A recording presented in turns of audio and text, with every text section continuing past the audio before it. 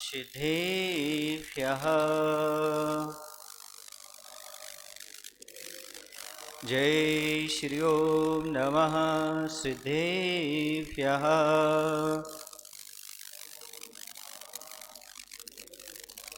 नमो अरिहन्ताणं नमो सिद्धानं नमो आयर्यानं नमो वज्रायानं नमो लोये सौसाहुणम्।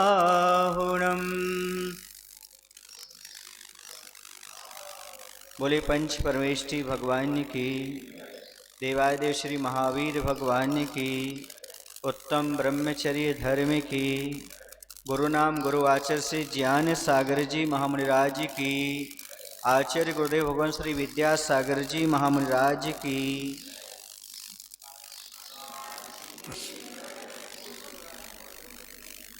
आज का दिन विचारों की पवित्रता का दिन है, क्योंकि विचारों की पवित्रता का नाम ही ब्रह्मचर्य कहलाता है। ब्रह्म आत्मने चरति इति ब्रह्मचर्य। ब्रह्म अर्थात शब्द या ज्ञान भी होता है, ब्रह्म माने आत्मा भी होता है। जो ज्ञान ध्यान तप में लीन हैं वह ब्रह्मचर्य को धारण करने वाले हैं। आत्मा में रमण करने वाले ब्रह्मचारी हुआ करते हैं, अर्थात देह के आकर्षण से ऊपर उठना ही ब्रह्मचर्य है। शरीर के माध्यम से जो बुरी वासनाएं होती हैं, दूसरे के रूप को, सुंदर रूप को देख करके जो बुरी भावनाएं होती हैं, उनकी समाप्त करने का नाम ब्रह्मचर्य कहलाता है। काम वासना को निष्काम करने का नाम ब्रह्मचर्य होता है। जीव की सर्वोत्कृष्ट दशा का नाम, उत्तम दशा का नाम ब्रह्मचर्य कहलाता है। वर्तमान में हम उत्तम दशा को प्राप्त कर सकते हैं, और मनुष्य की उत्तम दशा वही है, वह ब्रह्मचर्य का पालन करे। शक्तिशाली, बलशाली, सुखी जीवन पाने का यदि कोई मंत्र है तो उसका नाम ब्रह्मचर्य है। जो ब्रह्मचर्य का पालन करता है वह शक्तिशाली बनता है, उसकी शक्ति क्षीण नहीं होती, वह हमेशा सुखी बना रहता है।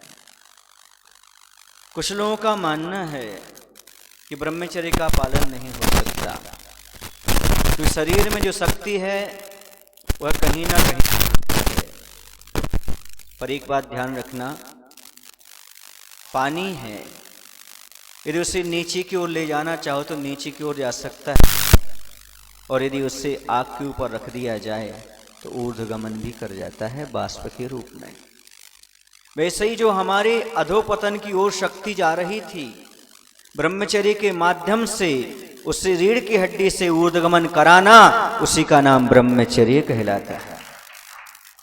शक्ति का तपस्या के माध्यम से सदुपयोग करना, त्याग के माध्यम से, संयम के माध्यम से उसका सदुपयोग करना ब्रह्मचर्य कहलाता है। उसे भोग में लगा देना, काम वासना में लगा देना, इस शक्ति का पतन कहलाता है, और उसी शक्ति का प्रभु की भक्ति में लगाना सदुपयोग और ब्रह्मचर्य कहलाता है।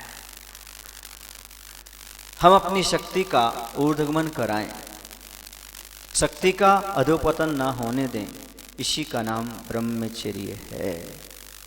ब्रह्मचर्य का अर्थ होता है कि जीवन का जो आधार स्तंभ ब्रह्मचर्य है। जीवन का आधार स्तंभ ब्रह्मचर्य ही है, उसी के आधार पर सारी चीजें निर्धारित हुआ करती हैं। बुद्धि, बल, शौर्य, विवेक, निरोगता, ये सब चीजें, सफलता, ये सब ब्रह्मचर्य के आधार से। ब्रह्मचर्य के बिना सारे व्रत अंक रहित शून्य के समान है। एक मोनू को माइक दे देना भाई।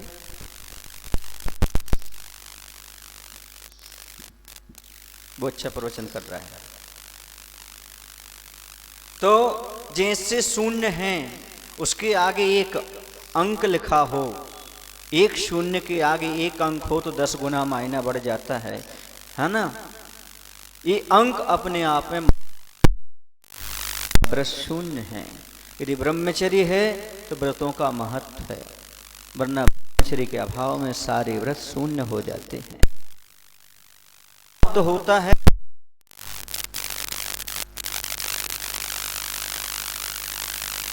दिए जाएं, वो है गुणा गुणा गुणा गुणा, उसका महत्व बढ़ता चला जाता है। गुणित क्रम से उसका महत्व बढ़ता है।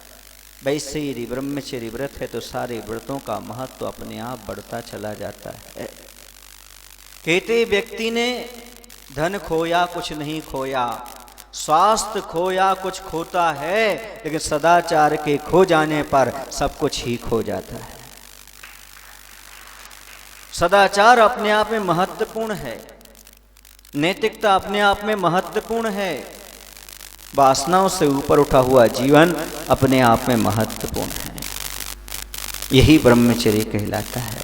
ब्रह्मचर्य तो एक नौका है संसार समुद्र से पार होने के लिए, और मनुष्य पर्याय में अच्छा मौका मिलता है। आप चाहो तो ब्रह्मचर्य को धारण करके अपने जीवन को उज्जवल और निर्मल बना सकते हो। शरीर से बाह्य जगत से हट करके अंतरंग में आने का, अंतर्मुखी होने का, आध्यात्मिक चेतना की ओर बढ़ने का यदि कोई सरल तरीका है तो है ब्रह्मचर्य। ज्ञान प्राप्ति का कोई तरीका है, बुद्धि को तेज करने का कोई तरीका है तो ब्रह्मचर्य।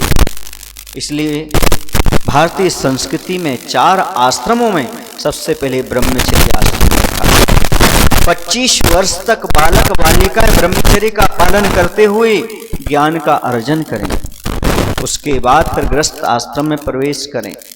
उनका जीवन बड़ा पवित्र बनता है, उनका गृहस्थ आश्रम बड़ा स्वच्छ और धार्मिक बनता है। जो 25 वर्ष तक बचपन में ब्रह्मचर्य का पालन करते हुए जीवन यापन करते हैं, ज्ञान प्राप्त करते हैं। पहले गुरुकुलों की व्यवस्था थी, पहले गुरुकुल में जाकर के गुरु के सानिध्य में रह करके ये ब्रह्मचर्य की साधना हुआ करती थी और ज्ञान प्राप्त होता था। आज कोई एजुकेशन चल रही है जिसमें लड़का लड़की दोनों पढ़ रहे हैं, और आज तो ऐसी हवा चल गई गर्लफ्रेंड और बॉयफ्रेंड की, जिसके माध्यम से विचार अपवित्र होते हैं, वासना की ओर बढ़ते चले जा रहे हैं। मैं तो कहता हूं आप किसी को बॉयफ्रेंड मत बनाइएगा, अपना भाई सबसे बड़ा फ्रेंड है, अपने भाई से सलाह लेने का प्रयास करिएगा। ये सब चीजें आज विकृत होती चली जा रही हैं। आज व्यक्ति भटक रहा है, कारण ब्रह्मचर्य के प्रति उसका कोई ध्यान नहीं है, ब्रह्मचर्य की ओर उसकी कोई दृष्टि नहीं है। जैसे पूरी के पूरी मंदिर का निर्माण हो जाए, लेकिन जब तक उस पर कलशारोहण ना हो, कहते हैं प्रतिष्ठा सार में लिखा है, उसके अंदर की गई क्रियाएं, जप, नियम, उपवास, व्रत, पूजन, दान सब निष्फल जाते हैं। और जैसे ही उस पर कलशा रखा जाता है, वैसे ही वह घर ना रह करके मंदिर हो जाता है, सारी क्रियाओं का फल मिलने लगता है। वैसे ही आपके पास सारे व्रत नियम हैं, लेकिन ब्रह्मचर्य नहीं है, तो समझो आपके सारे जप, नियम, व्रत आदि निष्फल हैं। वह सफल जब ही हो सकते हैं जब क्या रखा जाए ऊपर? कलशा। जैसे कलशा का महत्व है, वैसे ही जीवन में ब्रह्मचर्य का महत्व है। ये मान करके आप चलिएगा, स्वीकार करिएगा। जैसे गणित में अंक का महत्व है, जैसे मुनियों में केवली भगवान का महत्व है, जैसे ग्रह नक्षत्र में चंद्रमा का महत्व है, जैसे आभूषणों में मुकुट का महत्व है, जैसे ज्ञानों में केवल ज्ञान का महत्व है, जैसे जैनियों में क्षेत्रों में सम्मित शिखर जी का महत्व है, जैसे पर्वतों में सुमेरु पर्वत का महत्व है, जैसे वनों में नंदन वन का महत्व है, जैसे चंदनों में गोशीर चंदन का महत्व है, जैसे समुद्र में स्वयंभू रमण महत्व का महत्व है, जैसे सहनन में वज्र वृषभ नाराज सहनन का महत्व है, जैसे संस्थान में समचतुर संस्थान का महत्व है बंधु, वैसे ही अपने जीवन में सब व्रतों में ब्रह्मचर्य व्रत का महत्व है। इसके बिना सब शून्य रह जाता है। इसलिए ब्रह्मचर्य की साधना अवश्य। जैसे फूल में खुशबू का महत्व है। जब मैंने व्रत लिया उस समय कुछ दोस्त थे, उस समय 10th क्लास में आया था, पढ़ाई चल रही थी। कुछ लोगों ने पूछा भी, अरे तुम्हारा इतना अच्छा जीवन है, व्रत क्यों ले रहे हो, संत बनने का भाव क्यों बना रहे हो, बहुत सारी बातें वहां उत्पन्न हुई। क्यों सतीश, तुम तो साथ में भी रहे उस समय। तो ये सब बातें आई, हमने कुछ लोगों का उत्तर दिया भी, कुछ का उत्तर नहीं भी दिया। कुछ जैन भी थे, कुछ अजैन भी थे, कोई धार्मिक भी, कोई नास्तिक भी, सब प्रकार के लोग संसार में मिलते हैं। एक व्यक्ति ने पूछ ही लिया, अरे तुम्हारा जीवन तो ब्रह्मचर्य की बात की साधना का करता है, पर मैं कहना चाहता हूं आपका जीवन तो फूल सा है। इस कोमल शरीर को, इस जीवन को कठिन साधना में क्यों लगा रहे हो? तो मैंने उनको एक ही जवाब दिया, यदि मेरा जीवन फूल सा है तो ब्रह्मचर्य उसकी खुशबू है। जैसे खुशबू के बिना फूल का महत्व नहीं होता, उसी प्रकार से ब्रह्मचर्य के बिना जीवन का कोई महत्व नहीं होता। शक्ति क्षीण होती है, बुद्धि का ह्रास होता है, शरीर में व्याधियां घेर लेती हैं। ऐसे अब्रह्म की क्या आवश्यकता, ऐसे काम वासना की क्या आवश्यकता? महाराज, पर अपने आप को, मन को बस में करना इतना सरल नहीं। किसने कहा सरल है?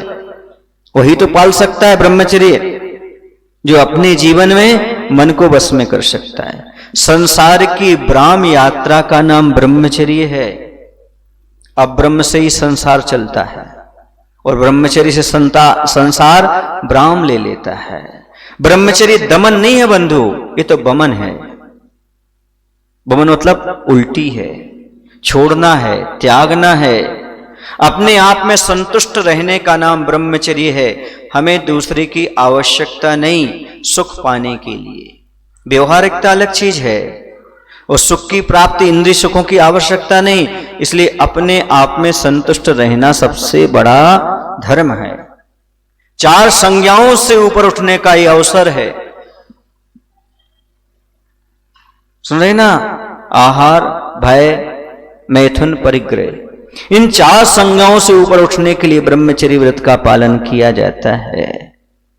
इसके माध्यम से हम ऊपर उठ जाते हैं। स्त्री मात्र से विरक्त होने का नाम ब्रह्मचर्य है, अर्थात स्त्री में भोग की कल्पना नहीं करना, स्त्री के शरीर को देख करके काम वासना उत्पन्न नहीं करना, दृष्टि की निर्मलता रखना, विचारों की पवित्रता रखना, इसी का नाम ब्रह्मचर्य कहलाता है। क्योंकि हमारे जीवन में बहुत सारे ऐसे अवसर मिलते हैं जो कि हम अपने विचारों को संभाल नहीं पाते, पर यहां पर यही कहा है, उन विचारों को संभालने का नाम ब्रह्मचर्य है। और सबसे बड़ा काम होता है मन को संभालना। यदि मन मान गया तो सब काम हो जाते हैं। कहते मन की मानने वाला भोगी होता है और मन को मनाने वाला योगी होता है। हमें अपने मन को मनाने की आवश्यकता है, और मन मान जाता है तो सारे काम हो जाते हैं। हम मन की मान लेते हैं, इसलिए जीवन में विकृति उत्पन्न हो जाती है। और यदि हम मन को मार दें, मन को मना लें, तो सारे काम हो जाते हैं। वैज्ञानिकों ने सिद्ध किया है मन की गति कैसी होती है। प्रति सेकंड 22,61,121 किलोमीटर। एक सेकंड में मन कितनी दूर तक भागता है? 22,61,121 किलोमीटर तक भागता है। और हमारा जैन दर्शन कहता है यत्र पवनः तत्र मनः। जहां हवा है वहां मन है। आप यहां पर रात्रि में शयन कर रहे हैं, आपका मन बंबई जा सकता है, दिल्ली जा सकता है, कहीं भी जा सकता है। आप सो जाएंगे, मन सोने वाला नहीं। जिसे आप स्वप्न कहते ना, आप तो नहीं जाते। कहां जाता है वो? मन भागता रहता है। इस मन को जो नियंत्रण में कर लेता है वही ब्रह्मचर्य का पालन करता है, और यह ब्रह्मचारी त्रिलोक पूज्य हो जाता है, तीनों लोकों में पूज्यपना प्राप्त कर लेता है। मात्र मन को वश में करने से ऐसा हो जाता है। मन एक भूत है। यदि भूत तुम्हें सिद्ध हो जाए फिर कहीं नहीं, क्या भूत जैसे उधम करता है, भूत के लिए काम देना पड़ता है। भूत से कहो ये खंबा है ना, इस पर चढ़ो तो जब तक हम मना नहीं करें, लगा रहेगा काम में। और जैसे वह खाली बैठा फिर परेशान करने के लिए आ जाता है। ऐसे ही मन के लिए श्रुत स्कंध पर चढ़ाओ, जिनवाणी के वृक्ष पर चढ़ाओ, कभी प्रतमानयोग की शाखा पर, कभी कर्णानयोग की, कभी चरणानयोग की, कभी द्रव्यानयोग की शाखा पर। अर्थात स्वाध्याय करने से हमारा मन बस में होता है और अच्छी तरह से ब्रह्मचर्य का पालन होता है। इसलिए उस समय उस भूत को संभालना बहुत कठिन है। संसार में सबसे खतरनाक भूत कौन है? मन। मन में इतने विकल्प उत्पन्न होते हैं जिसकी कोई सीमा नहीं। कहीं कहीं तो मन को सांप कहा गया है। क्या कहा गया? सांप। अर्थात पटारे में रखो तो पूजा जाता है दुनिया में, बाहर घूमे तो काल बन जाता है, किसी को काट लेता है। ऐसे मन यदि बस में रहे तो जगत पूज्य बन जाता है, और बस में ना रहे तो दुनिया की लातों में आ जाता है। जो मन की मानता है वो कहीं भी पड़ा रहता है, और जो मन को मना लेता है, आचार्य कहते हैं मन की माने सो अज्ञानी, और मन को मना ले सो ज्ञानी। सब मन का खेल है। बिल्कुल। ब्रह्मचर्य का पालन करने के लिए 3 दृष्टियां बहुत महत्वपूर्ण हैं, और 3 दृष्टियां जब तुम्हारे पास आ जाएंगी ब्रह्मचर्य का पालन हो जाएगा। वह 3 दृष्टियां कौन सी हैं? मां की, बहन की और बेटी की। आपसे जो उम्र में बड़ी हैं उन्हें मां मान लीजिएगा, जो हम उम्र हैं उन्हें बहन मान लीजिएगा, जो छोटी हैं उन्हें बेटियां मान लीजिएगा। वासना उत्पन्न होगी ही नहीं। ये दृष्टि की निर्मलता, पवित्रता, भोग की दृष्टि नहीं है। किसी नीतिकार ने कि श्लोक लिखा भी है, मातृवस् परदारासु परद्रव्येषु लोष्टवत् आत्मवत् सर्वभूतेषु या जानाति या पश्यति स पंडितः। पंडित कौन? ज्ञानी कौन? मातृवत् परदारेषु, जो दूसरी की स्त्री को माता के समान समझता है, जो दूसरी की स्त्री को माता के समान समझता है। परद्रव्येषु लोष्टवत्, दूसरे के धन को पत्थर के समान समझता है, अर्थात उस धन को लेने के लिए नियत खराब नहीं करता। दूसरे के धन को, ये पत्थर है, हमारे काम का नहीं है, दूसरे का, चोरी का दोष लगेगा। परद्रव्येषु लोष्टवत् आत्मवत् सर्वभूतेषु, सारे प्राणी हमारी आत्मा के समान हैं, ऐसा पश्यति जानाति, ऐसा देखता है, ऐसा जानता है। सपंडिता, वही पंडित है, वही ज्ञानी माना जाता है, वही विवेकी माना जाता है, वही जागृत माना जाता है। क्यों? क्योंकि पराई नारी पर नजर डालने से आपको पता है रावण का क्या हुआ था? रावण के पास 2 ही दुर्गुण थे, बाकी सब सद्गुण थे। बता कौन से 2 दुर्गुण थे? एक अहंकार था, दूसरा दृष्टि की निर्मलता नहीं थी। दृष्टि में यदि निर्मलता आ जाती तो वह सीता के रूप पर मोहित नहीं होता, और मोहित नहीं होता तो आज दुनिया में उसका नाम होता, वो बदनाम नहीं होता। मात्र ये दोनों ही गलतियां तो उसमें थी, और निश्चित है जिसके पास काम होती है उसके पास अहंकार भी होता है। काम वासना के साथ अहंकार जन्म लेता ही लेता है, पक्का है। मदन के साथ मान रहता ही रहता है। इसलिए 2 कुरीतियां चली जाती हैं तो समझो सारा का सारा काम हो जाता है। मंदोदरी ने बहुत समझाया, बहुत कहा, लेकिन नहीं माना। मुझ में क्या कमी है, तुम और सारी रानियां ला देंगे, लेकिन पराई स्त्री पर तुम नजर मत बिगाड़ो। नहीं माना। एक रावण एक लक्ष्मण, दोनों में कितना अंतर। लक्ष्मण जी का दृष्टांत मिलता है, वो अपनी भाभी को मां मानते थे। ये दृष्टि की पवित्रता, ये निर्मलता। बताते हैं रास्ते में जब वह हरण हो गया तो रास्ते में कुछ आभूषण मिले गले आदि के सीता जी के, क्योंकि वो छोड़ती गई थी ताकि यदि कोई ढूंढे तो हम मिल सके कि इस दिशा में गए हो। तो कुछ हार वगैरह मिले, आभूषण। तो रामचंद्र जी ने पूछा लक्ष्मण जी से, क्यों, ये सीता जी के ही हैं क्या? उन्होंने नीचे सिर कर लिया। लक्ष्मण जी ने बोले, मुझे क्या पता, मैंने तो मात्र माता सीता के पैर ही देखे हैं, नूपुर बता सकता हूं, गले का हार नहीं बता सकता। दृष्टि की पवित्रता, निर्मलता। हमेशा 24 घंटे साथ रहने वाले लक्ष्मण की पवित्रता देखो, उनकी दृष्टि की निर्मलता देखो, ये अपने आप में महत्वपूर्ण है। आज प्रत्येक व्यक्ति को, प्रत्येक युवा को ये समझना आवश्यक है कि हमारे विचार कहां पर कैसे जा रहे हैं। मंदोदरी कहती है, धन्या राम त्वया माता, धन्या राम त्वया पिता, धन्या राम त्वया वंशः, परदारा न पश्यति। मंदोदरी कहती है, रामचंद्र जी आपकी माता धन्य है, आपके पिता धन्य हैं, आपका वंश धन्य है, जो पराई नारी को नहीं देखते, जो पराई नारी को नहीं देखते। दृष्टि बिगाड़ना तो अलग, पराई नारी को देखना भी वो पसंद नहीं करते। यदि देखा और दृष्टि बदल गई तो, विकृति आ गई तो, किसी ने कहा भी है, नजर उठी जहर चढ़ा, पैर उठा पाप लगा। इसलिए समझो, नजर नहीं उठाना, देखना नहीं सामने वाले को कैसा है क्या है, वो जाने, सुंदर असुंदर की ओर जाना ही नहीं। ऐसे वो अपने मन को बस में करने वाले थे।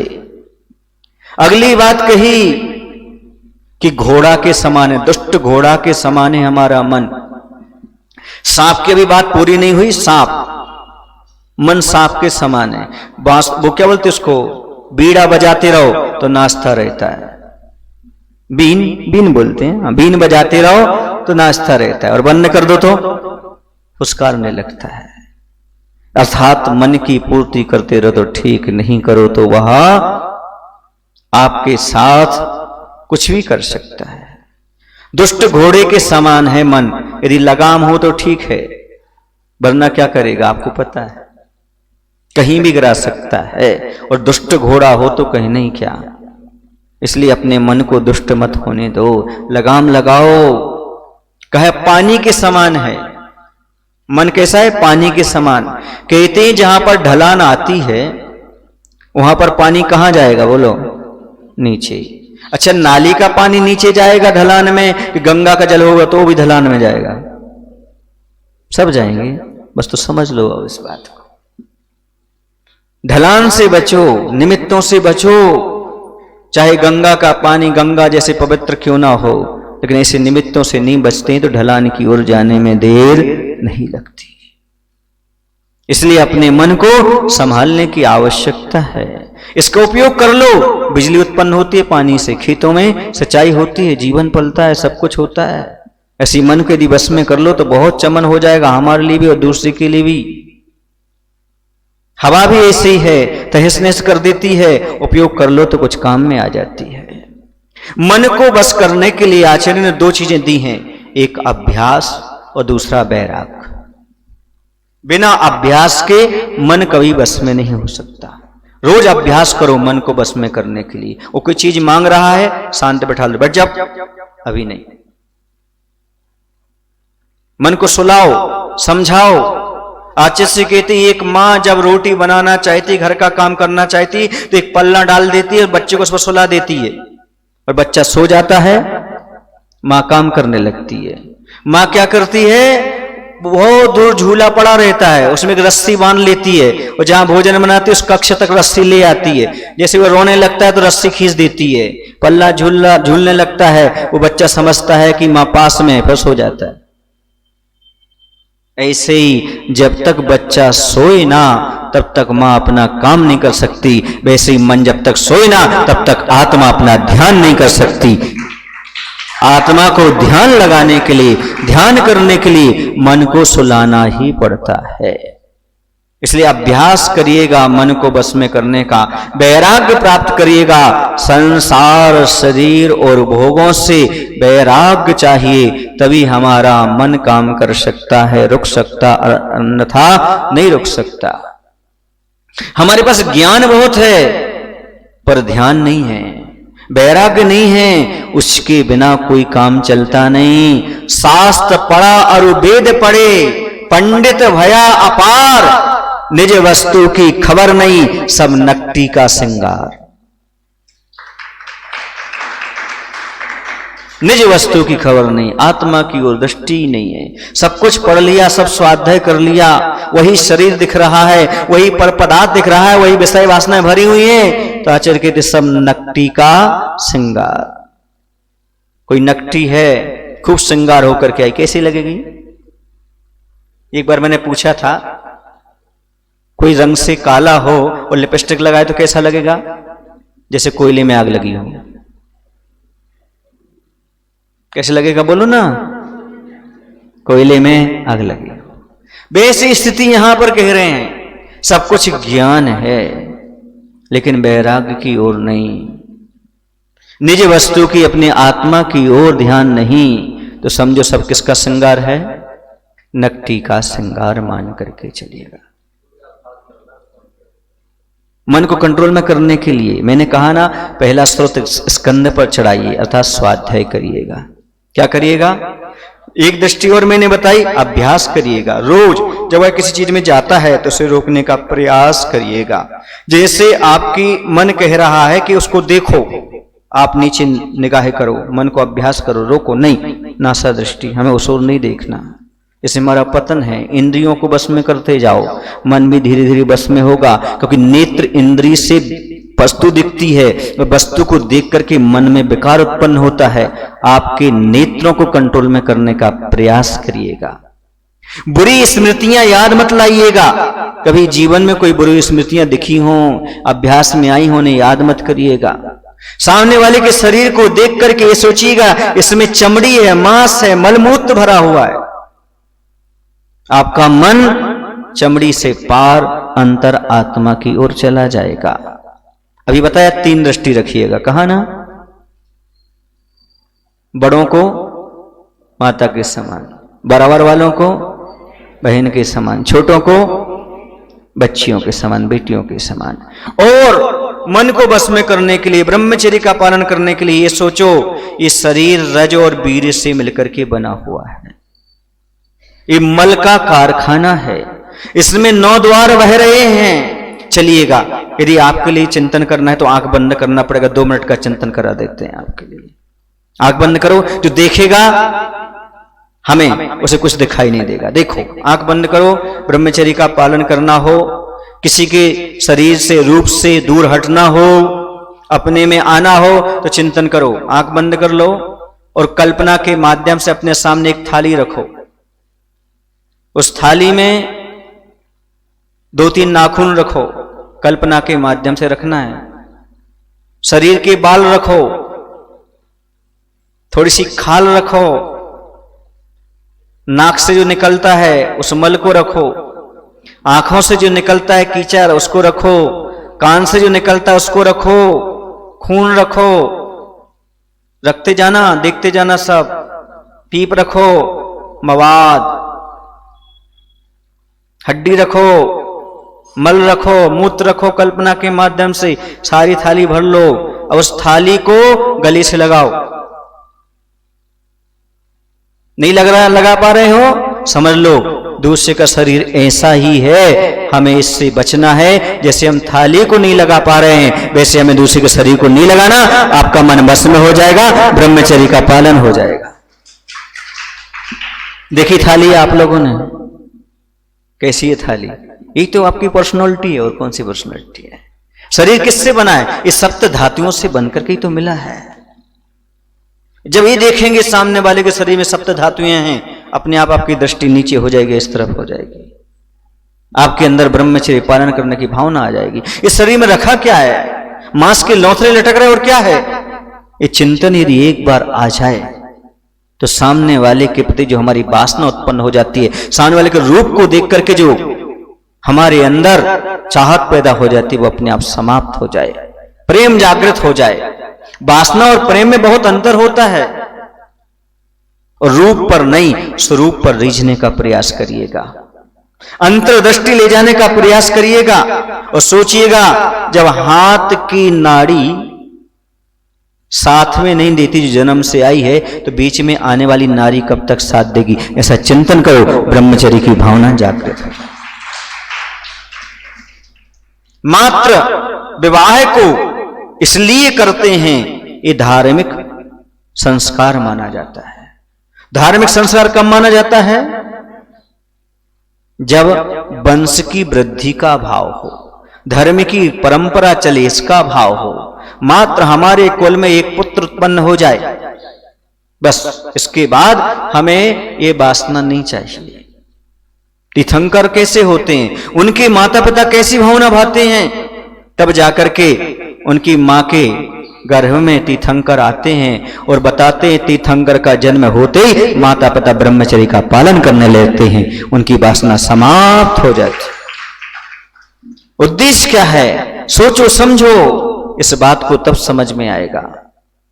छत्रसाल राजा का नाम सुना ना आप लोगों ने? कुंडलपुर में जिन्होंने छत्र चढ़ाया था।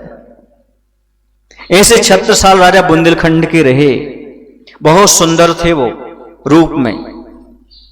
तो किसी एक युवती ने उनके शरीर से प्रभावित होकर के वासना बस उनसे एक दिन एकांत में निवेदन कर लिया। और डायरेक्ट नहीं, इनडायरेक्ट बोले, आप कितने सुंदर हैं, कितने अच्छे हैं। हम चाहते, ध्यान रखना, यदि कोई आपकी शरीर की प्रशंसा कर रहा है तो अच्छा मत मानना, क्योंकि कोई गन्ने की प्रशंसा करेगा तो क्या चाहेगा? उसे चूसना। बोलो क्या चाहेगा? ऐसी कोई आपके शरीर की प्रशंसा कर रहा है, उसे अच्छा मत मानना। आज के युवक और युवती इस चीज को भूल जाते हैं। शरीर की प्रशंसा कर दी, खुश हो जाते हैं, पर वो चूसना चाह रहा है, इसलिए वो प्रशंसा कर रहा है। उसने छत्रसाल से निवेदन किया, आपका शरीर सुंदर है, सब कुछ अच्छा है, मैं एक ही बात चाहती हूं, आप जैसा पुत्र मैं चाहती हूं। क्या मायने समझे आप? क्या समझे?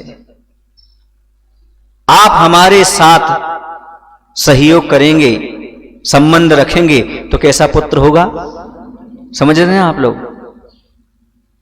विषय वासना की पूर्ति कर दो, ये उसका इनडायरेक्ट निवेदन था। अरे क्या ऐसा कैसे? आप समझे नहीं मेरी बात को। छत्रसाल घुमाने लगे, ऐसे कैसे? उन्होंने कहा नहीं, मैं तो आप जैसा पुत्र चाहती हूं। आप समझे नहीं। बोले क्या समझना चाहते हो माता? अरे यदि तुम कहते हो कि हमें आप जैसा पुत्र चाहिए, आप मुझे ही अपना पुत्र मान लीजिए ना, बात खत्म हो जाएगी। ये दृष्टि की पवित्रता, मन का कंट्रोल, धार्मिक भावना, उसे माता बना लिया, अपना समूह लेकर के वो चली गई। समझ में आ रहा कुछ आप?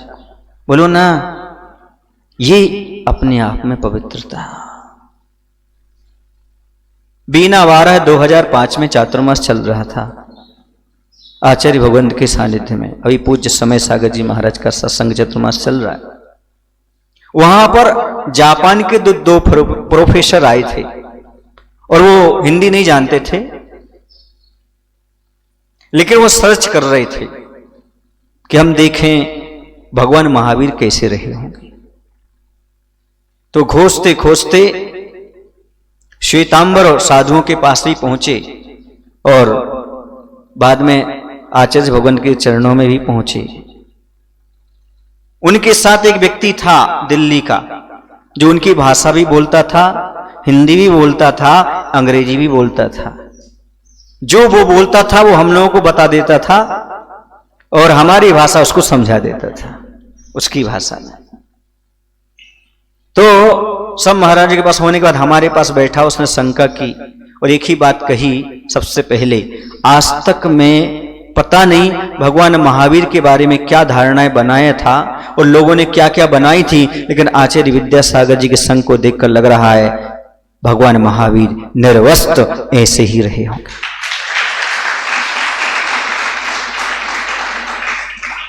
उसने बहुत सारी शंकाएं की, लेकिन हम वो शंका एक ही रखेंगे जो प्रसंग के अनुसार है, ब्रह्मचर्य के बारे में। उसने एक ही बात कही, महाराज हमने आप लोगों की आहारचर्या देखी, महिलाएं सामने खड़ी हुई हैं, उनके शरीर का पल्लू भी गिर रहा है, सब कुछ हो रहा है, आप दिगंबर खड़े हुए हैं, आपके मन में विकार नहीं आता? और जो महिलाएं आहार देती हैं, साविकाएं, बच्चे सब, उनके मन में विकार नहीं आता? मैंने कहा इनको धर्म की भाषा समझाएंगे तो समझ में नहीं आएगा। मैंने सहज से उनको उत्तर दिया और उत्तर ये दिया, छोटा बालक होता है ना, वो नग्न घूमता रहता है, माँ की बहन की गोद में भी रहता है, क्या बच्चे को विकार आता है? बोले नहीं। हमने कहा उनकी माँ को विकार आता है? बोले नहीं। बस हमारी दृष्टि भी यही है, सारी माताएं और बहनें हैं और उनकी दृष्टि भगवान के प्रति है। जहां दृष्टि निर्मल हो जाती है, रिश्तों की पवित्रता का नाम ब्रह्मचर्य है। जहां रिश्तों की पवित्रता आ जाती है, वहां पर अपने आप ब्रह्मचर्य घटित हो जाता है। मात्र दृष्टि का परिवर्तन है। आप अपनी माँ के साथ रहते हैं, आप अपनी बहन के साथ रहते हैं, बेटी के साथ रहते हैं, कई वासना जागृत होती है क्या? नहीं। बस सारी सृष्टि की, बड़े हैं उनको माताएं मान लो, हम उम्र है उन्हें बहनें मान लो, छोटी बेटी मान लो, तुम्हारी वासना की भूख समाप्त हो जाएगी, उनमें आपके लिए रिश्तों की पवित्रता झलकने लगेगी। ये दृष्टि यदि आपके जीवन में, मैंने कहा आपको तो एक माता भोजन कराती होगी, हमें तो सारे नगर में जहां भी जाओ सब लालायित रहती हैं भोजन कराने के। वह बहुत प्रभावित हुआ, उसने इस चीज को समझा कि बालकवत अर्थात साधु निर्विकार होते हैं। बालक कैसा होता है? विकार से रहित होता है। कपड़े क्यों पहने जाते हैं? विकार को ढकने के लिए तो वस्त्र पहनते हैं। बहुत कठिन है। ये संसारी प्राणी दिगंबर मुद्रा क्यों नहीं धर पाता? अंदर विषय वासना बरतत, बाहर लोक लाज भय भारी, ताते दिगंबर मुद्रा धर नहीं सकत दीन संसारी। किसी कवि ने लिखा है, दिगंबर मुद्रा को, नग्न स्वरूप को क्यों स्वीकार नहीं कर पाता? क्योंकि अंदर विषय वासना है और बाहर लोक लाज है, इसलिए वह इसको स्वीकार नहीं कर पाता। लेकिन जिसके अंदर कोई विकार नहीं, उसे निर्विकार बालक की तरह रहने में कोई परेशानी नहीं जाती। इसे असी धारा व्रत कहते हैं, लेकिन जो मन को बस में कर लेते हैं उन्हें अमृत धारा व्रत बन जाता है। कौन सा व्रत बन जाता? अमृत धारा। आनंद आने लगती, अमृत की धारा फूट पड़ती है।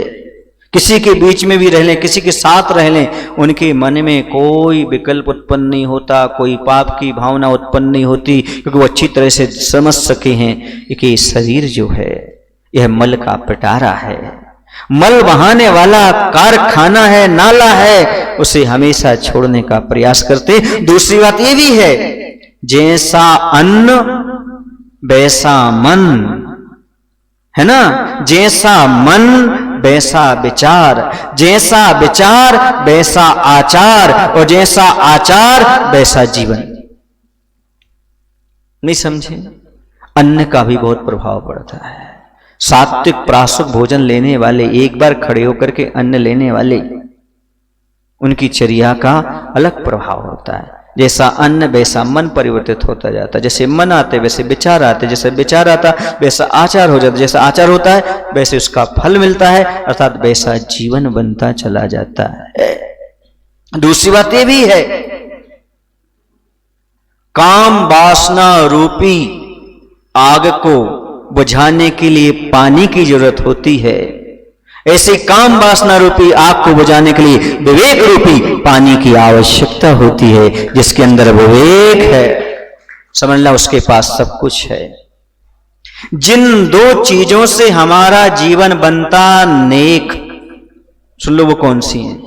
जिन दो चीजों से हमारा जीवन बनता नेक, उन दोनों का नाम है सत्संगति और विवेक। जिसके पास बीतरागी गुरु विद्यासागर की संगति हो और साथ स्वाध्याय का विवेक हो, वो कभी जीवन में भटक नहीं सकता। विवेक जागृत रखो, सारे काम होते चले जाते हैं। मेरे गुरु ने क्या किया मेरे साथ? किसी ने दुनिया में राग का रास्ता दिखाया, किसी ने देश का पता बताया, लेकिन मेरे गुरुदेव ने विवेक का दीपक जला करके वीतरागता का रास्ता दिखाया, वीतरागता का रास्ता दिखाया। यदि हमारे पास विवेक हो फिर आनंद आता है। देखो, आपके आंख में कोई कचरा आ जाए, कितनी देर तक रखते हो? एक तो आने नहीं देते, चश्मा लगा लेते हो, गाड़ी में बैठते, आ जाए तो तत्काल निकालते हो।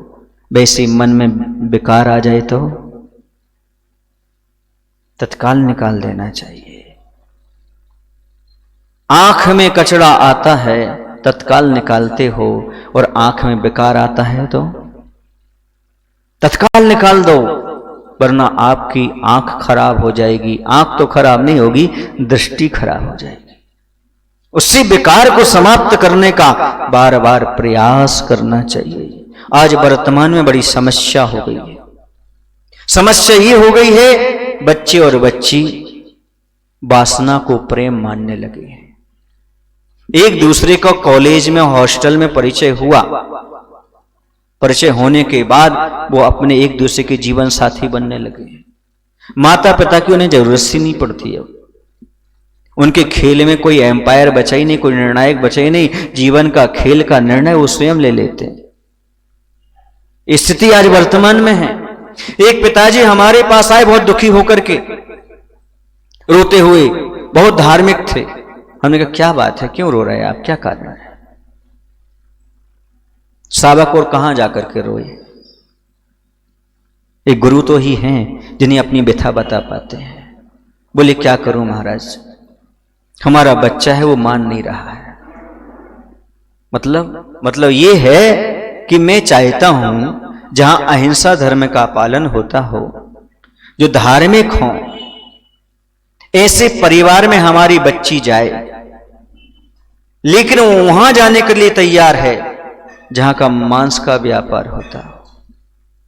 मैं क्या करूं, कैसे बचाऊं बच्ची के लिए? क्योंकि आगे मैं आहार देने लायक तक नहीं बचूंगा, किसी को मुंह दिखाने लायक नहीं बचूंगा। ऐसे बच्चों को कैसे समझाएं, कैसे बचाएं? हमने कहा एक बार प्रयास कर लो, यहां ले आओ। वो बच्चा आया, बैठा। हमने कहा क्यों भाई, हमको सुन रहे हैं? बोले सही सुन रहे हैं महाराज जी, आप सही सुन रहे हैं। तो माता पिता को आप छोड़ सकते हैं? मैं कब इनको छोड़ने की बात कर रहा हूं, मैं तो इन्हीं के पास रहूंगा हमेशा। फिर उनका मंदिर ये सब कुछ छूट जाएगा। अब उनकी व्यवस्था है महाराज जी। और बात यह है कि हमें जीवन जीना है किसी के साथ। माता पिता को जैसे तैसे निकल गया उनका, और उनमें इनको इंटरफेयर करना नहीं चाहिए ना, ये पर्सनल लाइफ है ना। इससे मम्मी पापा को क्या।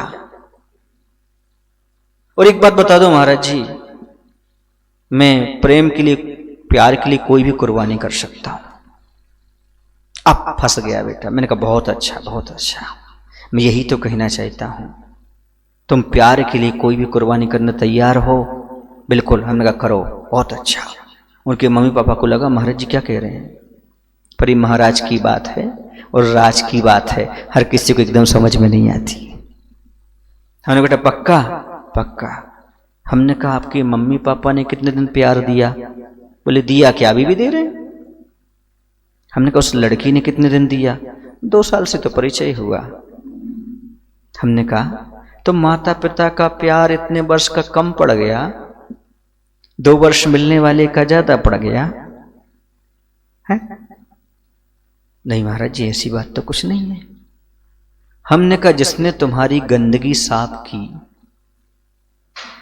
जो मुंह का निवाला नीचे रख करके तुम्हारे इलाज के लिए गई, जिसने रात्रि में तुमने गंदगी की वो गीले में सो गई, तुम्हें सूखे में सुखाया सुलाया, उस माँ का प्यार कम पड़ रहा है, 2 साल वाली का ज्यादा पड़ रहा है क्या? महाराज जी ऐसा तो कुछ नहीं है।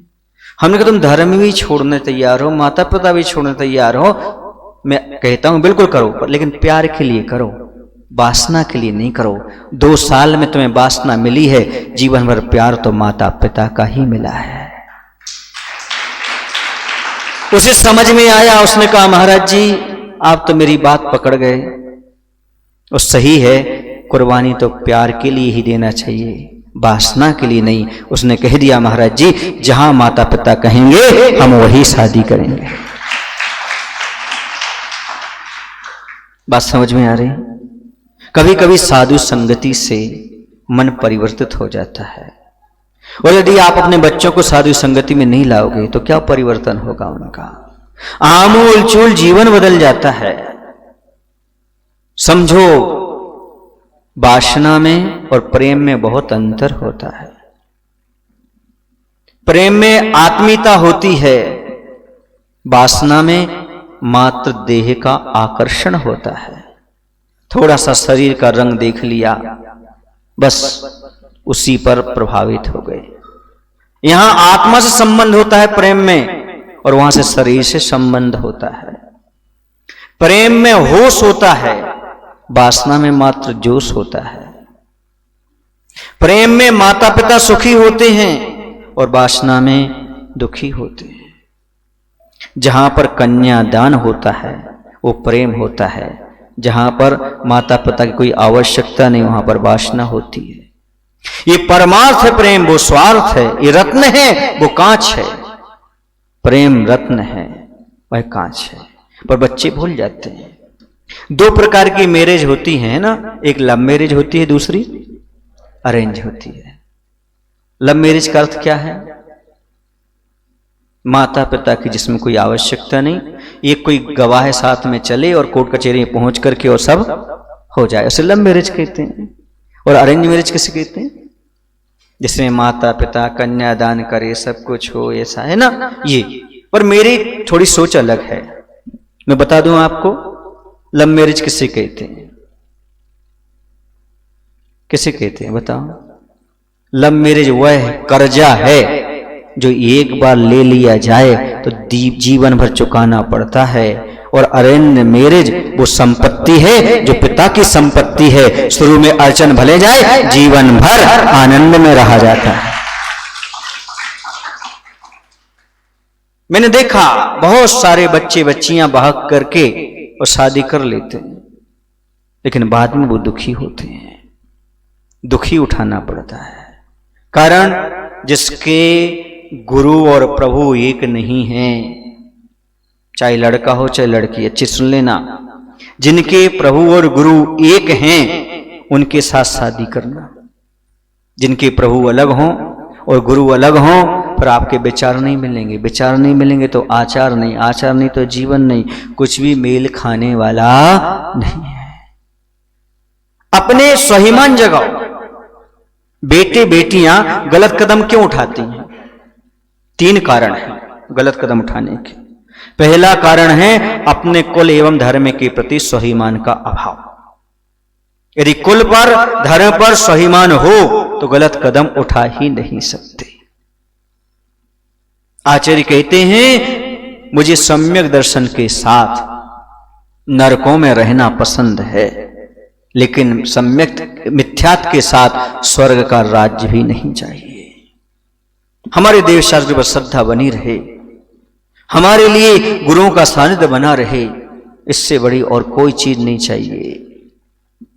ये अपने आप में स्वाभिमान सीखना हो तो मछली से सीखो, जो अपने देश जल के प्रति तड़प तड़प कर मर जाती है पर कभी बाहर जाने को तैयार नहीं होती। आप भी अपनी कुल, जाति, वंश, धर्म पर स्वाभिमान जागृत करो। गर्व से कहो हम हिंदू हैं, गर्व से कहो हम जैनी हैं। ये गर्व होना चाहिए अपने कुल परंपरा पर। हमें यहां वहां भटकने की आवश्यकता नहीं है। तो स्वाभिमान का अभाव होता है, धर्म और कुल के प्रति तभी भटकते हैं। दूसरा, दूरदर्शिता का अभाव। दूरगामी परिणाम को नहीं देखते वो। दूरगामी परिणाम में क्या होगा, अभी तो 4-5 साल सुख हो जाएगा। ध्यान रखना, चेहरे की चमक 4-5 साल ही काम आती है, पर जीवन भर स्वभाव ही काम आता है। बोलो ना, शादी का सुख कितना, 2-4 साल, उसके बाद तो एडजस्टिंग ही होती है। हाँ, वरना बहुत खतरा पैदा हो जाता है। कहते हैं मोहब्बत 4 दिन की बात है दुनियाए फानी में, पर ये किसको याद रहता है, भरी जवानी में। यदि भरी जवानी में याद हो जाए तो ये गलत कदम तो उठे ही ना। इसलिए जवानी में संभालो जिंदगानी को। यदि जवानी में तुम्हारी जिंदगानी संभल गई तो बहुत अच्छा होगा। एक छोटा सा संस्मरण है, आचार्य ने सुनाया था। एक दादाजी चले जा रहे थे, उनकी कमर झुक गई थी, कमर झुका करके चल रहे थे। 2-4 मन चले युवक आए और दादाजी को छेड़ते हुए बोलते हैं, दादाजी क्या गिर गया, क्या ढूंढ रहे हो। दादाजी भी पहुंचे हुए थे, क्रोध में नहीं आए, बड़े प्रेम से जवाब दिया, बेटा क्या करूं, जवानी खो गई, उसको ढूंढ रहा हूं। तुम अपनी जवानी मत खो, बनो तुम्हें भी बुढ़ापे में ढूंढना पड़ेगी। जवानी में जोश होता है, होश भी पैदा करो। जिंदगानी को उसी समय संभालो। यदि इस समय जिंदगी संभल गई तो समझो तुम्हारा पूरा जीवन संभल जाएगा। युवकों, यदि जीवन में कोई गलती हो गई हो उसे सुधारो, सही रास्ते पर चलो। गलती इंसान से होती है, लेकिन बार बार गलती ना हो। एक बार हो गई, उससे छोड़ करके आगे बढ़ने का प्रयास करो। इंसान वो होता है जो गलती करके संभल जाता है, और शैतान वो होता है जो गलती पर गलती करता है, और भगवान वो होता है जो कभी जीवन में गलती करता ही नहीं है। आप शैतान मत बनिए, इंसान बनने का प्रयास करिए। भगवान तो हो नहीं जो आपसे गलती नहीं होती, लेकिन गलती करने के बाद उसे समाप्त करने का भाव अपने जीवन में लाइए। तो पहली बात थी, अपने कुल एवं धर्म के प्रति स्वाभिमान न होने से बेटियां बेटे गलत कदम उठाते हैं। दूसरा, दूरदर्शिता का अभाव होने से दूरगामी परिणाम को नहीं जानते। तीसरा, भावुकता के कारण। भावुकता एक ऐसा दलदल है जिसमें हाथी पानी पीने के लिए जाता है, कीचड़ नहीं देखता, वो कीचड़ में फंस जाता है, पानी नहीं पी पाता। ऐसे ये बच्चे दूसरे के बहकावे में आते, भावुकता में आते हैं और उस संसार कीचड़ में फंस जाते, फिर निकलना बहुत मुश्किल हो जाता है। बहुत मुश्किल से निकल पाते हैं, बड़ी मजबूरी में निकल पाते, निकल जाए तो बहुत नींद फंस जाते।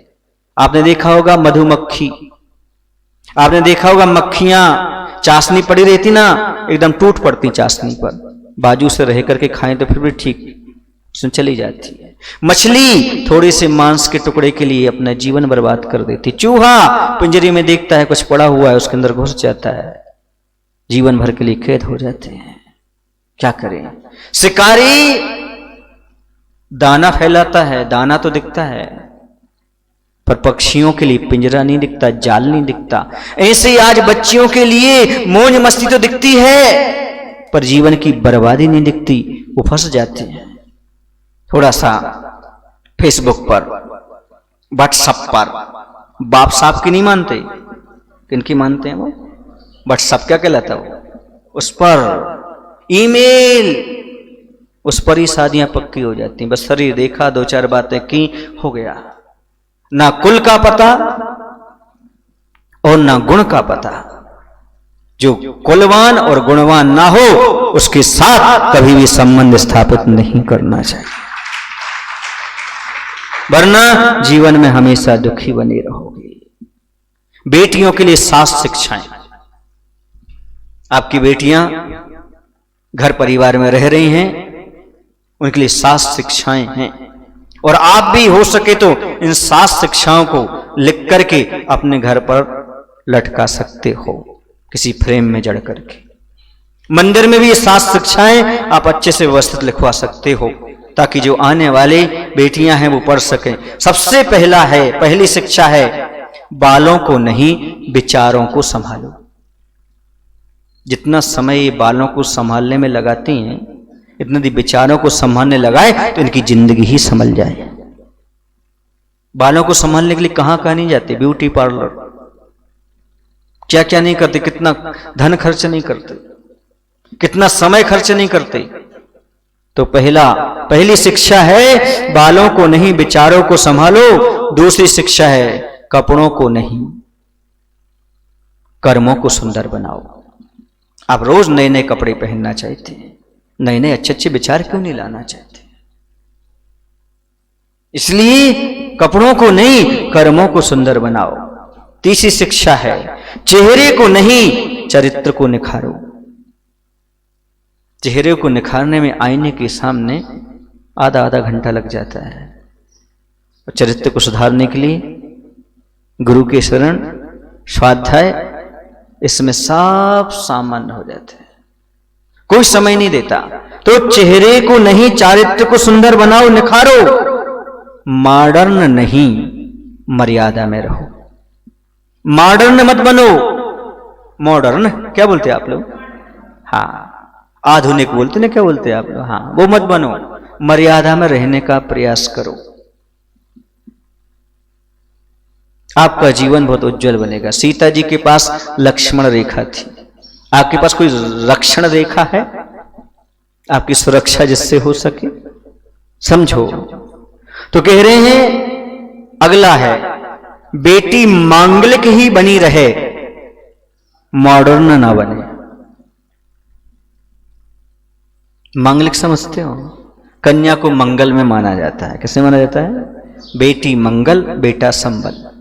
एक पुस्तक लिखी हुई थी इसी शीर्षक को लेकर के। आप तक पहुंची हो नहीं पहुंची हो पता नहीं। कौन सी? बेटी मंगल और बेटा संबल। अपने जीवन में बेटी मंगल है और बेटा जीवन का संबल है, बुढ़ापे में संबल देने वाला है। इन्हें समझना है कि हमारे जीवन का निर्माण कैसे करना। अगली बात है, वासना के दलदल में ना फंसे। वासना के दलदल में ना फंसे, प्रेम का स्वच्छ पानी पिए। वासना का दलदल समझते? जो भी हमने बताया, माता पिता को छोड़कर चले जाना, और प्रेम का उज्जवल जल अर्थात माता पिता जहां कहते हैं वहां पर जाने का प्रयास करें। अगला पॉइंट है 7वां, विश्व सुंदरी जैसे नहीं बने, बल्कि सती सीता और मैना सुंदरी जैसे बने। विश्व सुंदरी बनने की होड़ मत करिएगा, सती सीता और मैना सुंदरी बनने का प्रयास करिएगा, जिन्होंने अपने कुल को, खानदान को बढ़ाया। नारी नदी के समान होती है जिसके 2 तट होते हैं, 2 कुल नहीं होते, एक इस तरफ मायका पक्ष और एक ससुराल पक्ष। दोनों कुलों के बीच में जब बहती है तब समुद्र में जाकर के मिलती है। उसे यहां की मर्यादा भी रखना, वहां की मर्यादा भी रखना, दोनों कुलों में ध्यान रखना। यदि नदी मर्यादा तोड़ती है तो नाश होता है, और नारी मर्यादा तोड़ती है तो सर्वनाश होता है। इस मर्यादा को रख करके आगे चलें, सोचें, विचार करें कि हमें अपने जीवन में क्या करना और क्या नहीं करना, तभी हमारा भविष्य उज्जवल बन सकता है। इन 7 बातें यदि आपको अच्छी लगी हों तो सोचना, चिंतन करना, विचार करना और प्रत्येक परिवार तक से भेजने का प्रयास करना। यदि ये हमारे पास नहीं होंगी बातें तो हम कभी भी अपने जीवन में उन्नति और प्रगति नहीं कर सकते, बच्चों को कुछ नहीं दे सकते। अब शब्द का प्रयोग करना भी कुशील है, गालियां देना भी अब्रह्म है, वासना का प्रतीक है। प्रदर्शन की भावना भी वासना का अस्तित्व बताती है। प्रदर्शन किसके लिए? समझो, कहते हैं सीलवानों का पृथ्वी पर एक दिन जीना ही अच्छा है, लेकिन सील रहित जीवों का करोड़ों वर्ष जीना भी ठीक नहीं है। यदि आप चाहते हैं हमारे अंदर विचारों की पवित्रता आए तो 4-5 चीजों पर ध्यान देना पड़ेगा जब हमारे विचार पवित्र होंगे। युवाओं के लिए विचारों की पवित्रता के लिए सबसे पहले सत साहित्य चाहिए, अच्छे शास्त्रों का स्वाध्याय करने की आवश्यकता है, क्योंकि स्वाध्याय अपने आप में एक बहुत बड़ा माध्यम है मन को वश में करने का, पवित्र करने का, विचारों के परिवर्तन का। दूसरा है साधु संगति। आप साधु की संगति में रहें, निश्चित रूप से आपके विचारों में पवित्रता आएगी। सत्साहित्य और साधु संगति अपने मन के मेल को धोने के लिए ऐसे ही है जैसे कपड़े को धोने के लिए साबुन और पानी काम में आती है, ऐसा अपना मन पवित्र होता है। तीसरी बात है सात्विक भोजन करिएगा। सात्विक भोजन करने से हमारे विचार पवित्र होते हैं। और अगली बात है भगवान की भक्ति करिएगा। भगवान की भक्ति करने से बड़ा आनंद आता है, हमारी वासनाएं कम होती हैं। 3 चीजें हैं संसार में, वासना, उपासना, साधना। जो उपासना और साधना में नहीं लगा, समझो किस में गया वो? वासना में, काम वासना में। तभी तो भगवान की उपासना में मन नहीं लगता, आत्मा की साधना में मन नहीं लगता। ध्यान रखना, वासना, कामना संसार के रोग को बढ़ाने वाली है। ये वासना और कामनाएं जो हैं इस संसार के रोग को बढ़ाती हैं। उपासना संसार के रोग को कम करती है, लेकिन साधना संसार के रोग को पूर्ण नष्ट कर देती है। इसलिए वासना को छोड़ दो ताकि संसार का रोग छूटे। उपासना को अपना लो, कुछ कम तो होगा संसार का रोग, काम का रोग। और साधना को अपना लो, पूर्ण नष्ट हो जाएगा। आप लोग विवाह करते हैं, विवाह करने को सौदार संतोष व्रत कहते हैं। अपने ही दरवाजे तक सीमित रहना, अपनी ही स्त्री में संतुष्ट रहना, अपने ही पति में, जीवन साथी में संतुष्ट रहना, ये सौदार संतोष व्रत कहलाता है। ये ब्रह्मचर्यानुव्रत कहलाता है, अर्थात आम के आम और गुठलियों के दाम। जिनकी शादी हो चुकी है वो आज 5 बजे आ जाए हमारे पास और संकल्प ले लें, महाराज हम अपने जीवन साथी में जीवन में संतुष्ट रहेंगे, सौदार संतोष व्रत को धारण करना चाहते हैं, ऐसी प्रतिज्ञा कर लें। दिखा देना, जो यहां पर महिलाएं बैठी हुई अपने पति को बता देना, और जो यहां पर पुरुष बैठे अपनी पत्नी को बता देना, आज चलना है अपन को महाराज के पास व्रत लेने के लिए कि हम एक दूसरे में संतुष्ट रहेंगे। आज परिवार क्यों गड़बड़ा रहा है? परिवार की नींव डगमगा क्यों रही है? दुखी क्यों है? क्योंकि सौदार संतोष व्रत नहीं है। सौदार संतोष व्रत हो जाने पर एक दूसरे का विश्वास हो जाता है, समाज में, परिवार में इज्जत होती है और आगे अनंत पाप से बच जाते हैं। जो तुम्हारी दृष्टि अन्य स्त्रियों के प्रति थी वो सब समाप्त हो जाती है, क्योंकि आपने अपनी स्त्री तक ही दृष्टि रखी, बाकी सब पवित्र दृष्टि बना ली। अनंत पाप बच जाता है इससे। ये सौदार संतोष व्रत लेने से, जैसे सम्यक दर्शन होने पर संसार चुल्लू भर बसता है, वैसे ही ब्रह्मचर्यानुव्रत लेने पर यह पाप चुल्लू भर बचता है। जिनका है कोई बात नहीं, जिनका व्रत नहीं है उन्हें आकर के कर लेना, अपने पति और पत्नी का विश्वास जीत लेना, और यह संकल्प अपने आप में बहुत महत्वपूर्ण होता है। यदि आप चाहते हैं हमें अपने जीवन को पवित्र बनाना है तो ये चीज अवश्य करिएगा जो हमने आपके लिए बताया है। आप देखो, मैं तो बड़ा खुश हूं ये देख करके कि आप लोगों की भावना बहुत अच्छी होती है, आप लोग धार्मिक होते हैं, वरना संसार में देखो क्या होता है। संसार बड़ा विचित्र है, बड़ा विचित्र है। यहां पर सब लोग राग रंग में लगे हुए हैं, कोई वीतरागता की बात सुनने तैयार नहीं। एक छोटी सी बात मैंने सुनी थी, आपके सामने रख रहा हूं दृष्टांत के माध्यम से। एक जगह शादी विवाह हो रहा था, तो वहां पर एक पंडित जी को ही बुलाया गया और एक नाचने वाले को ही बुलाया गया। सुन रहे ना, नाचने वाले का नाम था कंचनिया और पंडित जी का नाम था मणिराम। सुन रहे आप लोग की नहीं? और सब दोनों का काम था, कंचनिया कोई काम नहीं था, पंडित जी का मुख्य काम था भंवर पढ़ाना। क्या बोलते, भंवर बोलते, भावर क्या बोलते हैं आप लोग? पढ़ाना। संसार की भंवर तो है ही एक प्रकार से। दोनों हो गए।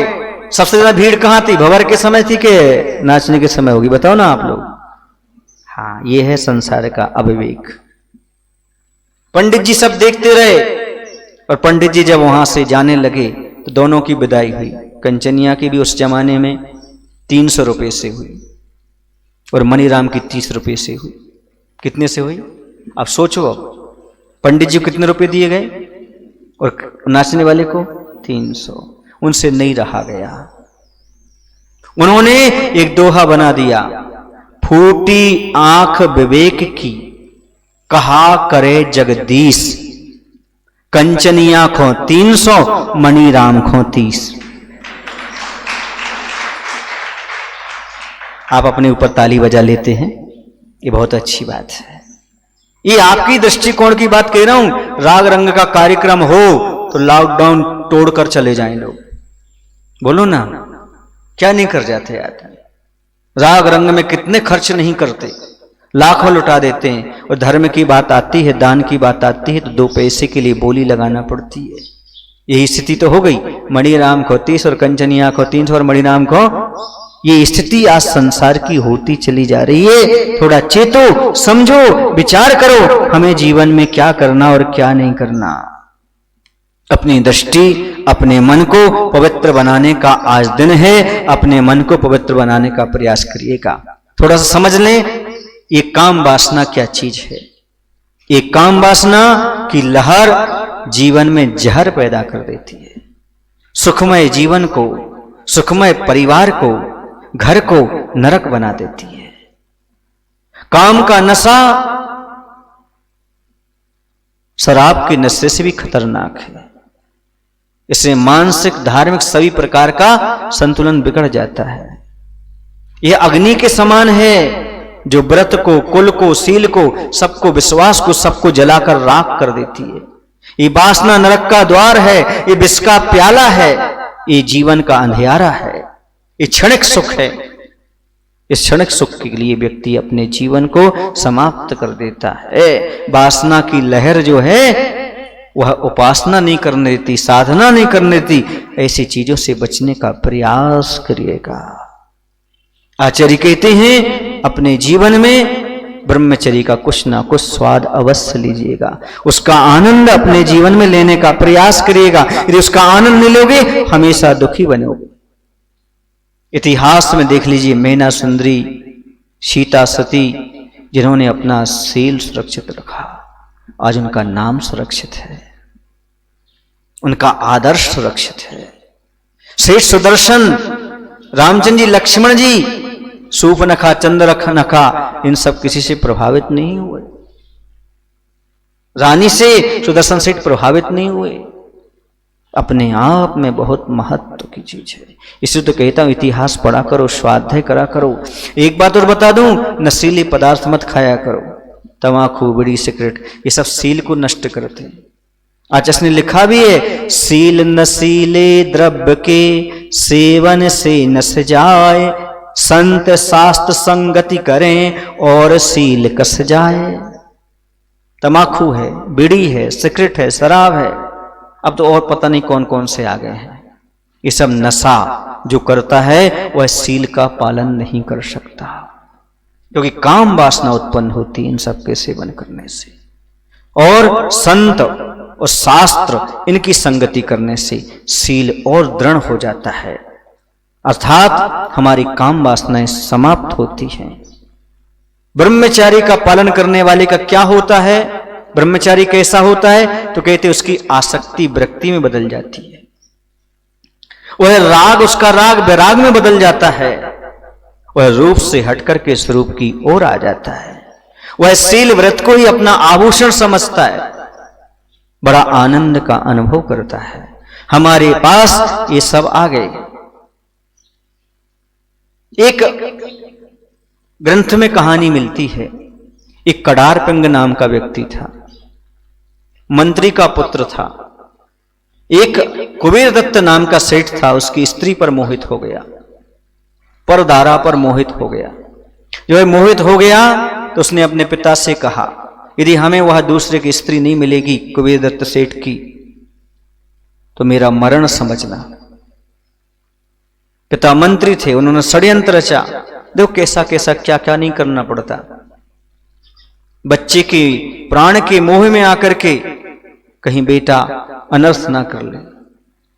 उन्होंने राजा को कहा, राजन एक बहुत दूर एक द्वीप है, उस हंस द्वीप में, रत्न द्वीप में एक पक्षी मिलता है किंजल के नाम का, उस पक्षी को बुलवा लो, हमारे देश में सुख शांति आ जाएगी। राजा भी कान का कच्चा, उसने स्वीकार कर लिया, हाँ कोई ऐसा पक्षी होता होगा जिसने परचक्र आक्रमण ना करे, उसके आ जाने पर सुख शांति हो जाए, दुर्भिक्ष ना फैले। बोले बुलवा लो, कौन लाएगा? बोले कुबेर दत्त सेठ ला सकते हैं, तो सेठ को बाहर भेजना था, तो उसकी स्त्री क्या रह जाएगी? अकेली, अकेली रहे तो कडारपिंग कब्जा कर लेगा, अपनी इच्छा पूरी कर लेगा। वह घर गया, कुबेर दत्त को बुलाया, कुबेर दत्त ने कहा ठीक है राजन आप कहे तो चला जाता हूं। घर गया, अपनी पत्नी को बताया, प्यंगु सुंदरी को, कि ऐसी ऐसी बात है। बोले सेठ जी ये तो षड्यंत्र मंत्री का है, क्योंकि मंत्री का जो बेटा है कडारपिंग, उसकी दृष्टि हमारे प्रति अच्छी नहीं है, और आपको बाहर भेज करके वह हमारे साथ गलत कार्य करना चाहता है, तो फिर क्या करें? उनसे कहा एक काम करो, तुम जहां पर जहाज है ना, बंदरगाह के स्थान पर रुको, आप 2-4 दिन में माजरा सब समझ में आ जाएगा क्या है। बस सेठ जी चल दी और बंदरगाह में जहां वहां पर रुक गए। रुकने के बाद यहां देखा, ये समझदार थी, बुद्धिमान थी। कौन? रानी ने सेठ की सेठानी।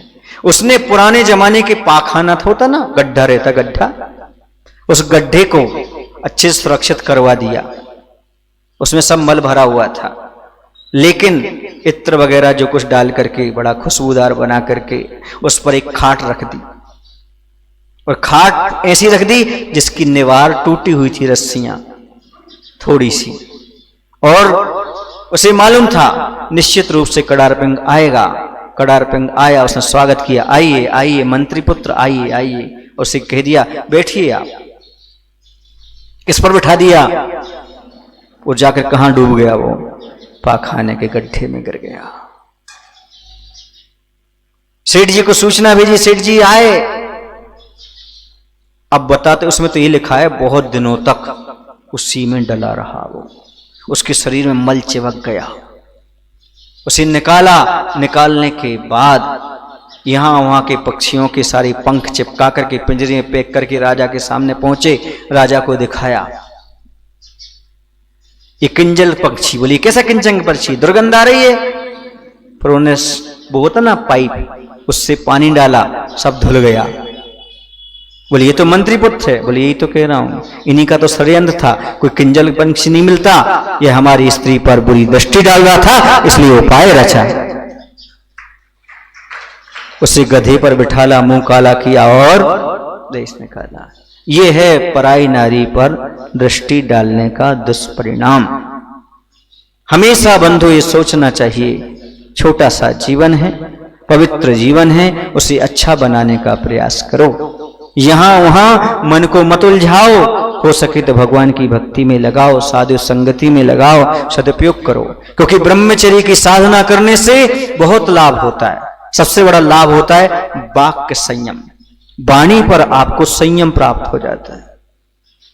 दान, क्षमा, ये सब अपने आप प्राप्त हो जाती है और स्मरण शक्ति बढ़ती है। आप लोग कहते होंगे महाराज जी आप लोगों की स्मरण शक्ति कितनी तेज होती है। क्यों? क्योंकि महाराज जी किसका पालन करते हैं? ब्रह्मचर्य का पालन करते हैं। मेधा, आयु, आरोग्य, इन सब की पुष्टि होती है। शारीरिक, मानसिक, बौद्धिक, नैतिक दृष्टि से ये बहुत ही फायदेमंद है। इतना तक कि लिखा हुआ है ज्ञानार्णव ग्रंथ में, जो मूढ़ पुरुष 5 इंद्रियों के विषय सेवन में सुख ढूंढता है, इसे सुख मिल रहा है, समझो इस शीतलता के लिए अग्नि में प्रवेश करता है, इसमें सुख मिल रहा है। और कहते दीर्घ जीवन के लिए विष का पान करता है, इन सबसे सुख नहीं है। लेकिन आदमी ने इसे सुख मान रखा है, इसलिए दुखी हो रहा है। इससे बहुत हानियां होती हैं। जो ब्रह्मचर्य का पालन नहीं करते उनको बहुत हानियां होती हैं। उन्हें दुर्गति में जाना पड़ता, जैसे कड़ार पिंग को जाना पड़ा, और विवेक नष्ट हो जाता है आदमी का, अपने परिवार से ही कलह हो जाता है, रोगग्रस्त हो जाता है, लोक लाज खो देता है, धर्म में उसका मन नहीं लगता, शांति नहीं मिलती उसे।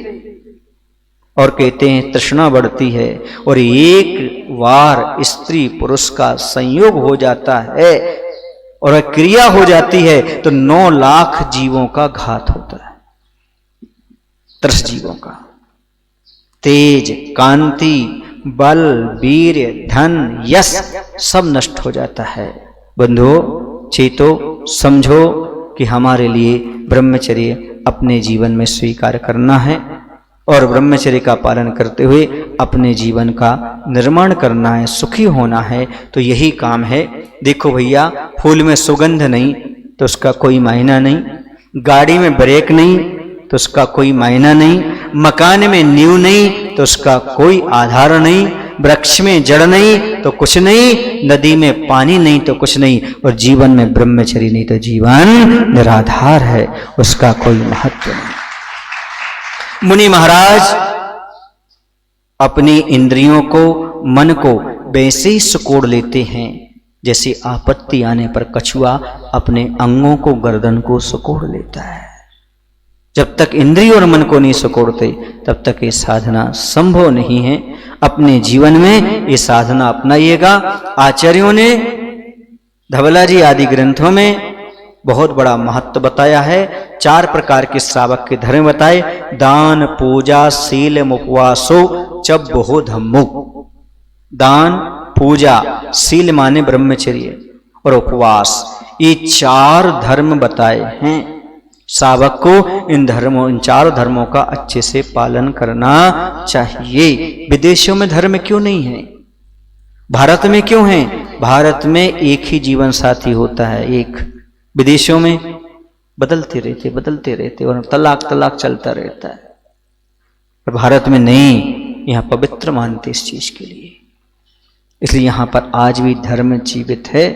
एक बात और कहना चाहता हूं, प्रायः करके गर्भपात वासना की भूख के कारण होते हैं।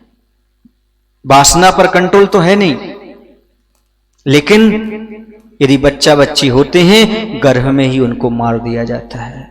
और आजकल तो लिंग परीक्षण होने लगा, पेट में बच्ची है तो मार दो।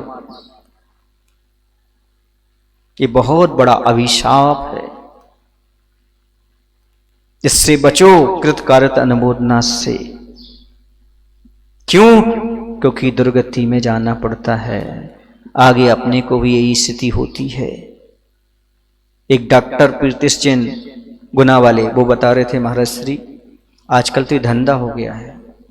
पेट में उन्होंने अनुभव की बात बताई।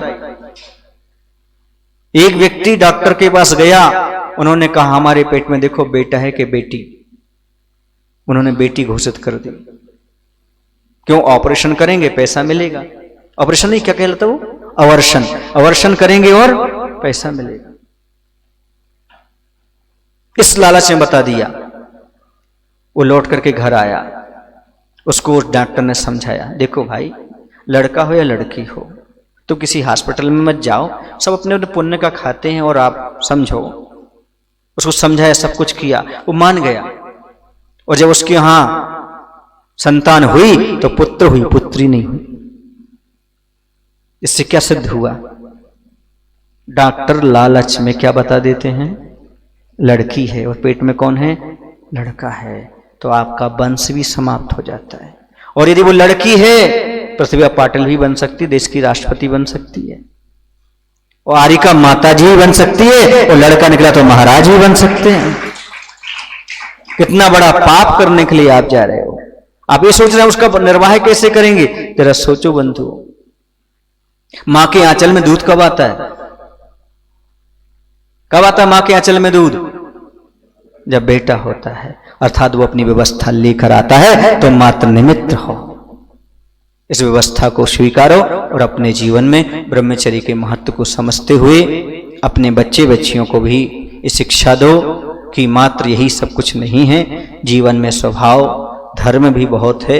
आप कहेंगे महाराज जी ये आपने उपदेश क्यों दिया? इसलिए दिया, यदि आपके बच्चे और बच्चियां वासना की नदी में बह गए तो आगे मंदिर में भगवान की उपासना करने वाले नहीं मिलेंगे, इसलिए मैंने ये उपदेश दिया है, ताकि आगे भगवान की उपासना करने वाले तो मिल सकें। क्योंकि वासना में तो दुनिया बह ही रही है। इस चीज को अच्छी तरह से समझने का प्रयास करिएगा और ब्रह्मचर्य का पालन आप भी अपने जीवन में करिएगा। आपका जीवन ऊर्ध्वगामी बनेगा, आपकी शक्ति, बलवीर्य, आरोग्यता बढ़ेगी। बोले महावीर भगवान की जय। आचार्य गुरुदेव भगवान श्री विद्यासागर जी महाराज जी की। हे प्रभु, हम सभी को इतनी शक्ति, इतनी बुद्धि देने की कृपा करो, ताकि हम लोग भी भगवान की उपासना और आत्मा की साधना में बाधक तत्व काम वासना को हटा करके, छोड़ करके आगे बढ़ सकें। नमोस्तुते। आज हमारे बीच परम पूज्य मुनि श्री कुंथु सागर जी महाराज के गृहस्थ जीवन के भाई और परिजन यहाँ पर उपस्थित है। वो लोग यहाँ पर आ जाएं और पूज्य मुनि श्री के चरणों में श्रीफल समर्पित कर आशीर्वाद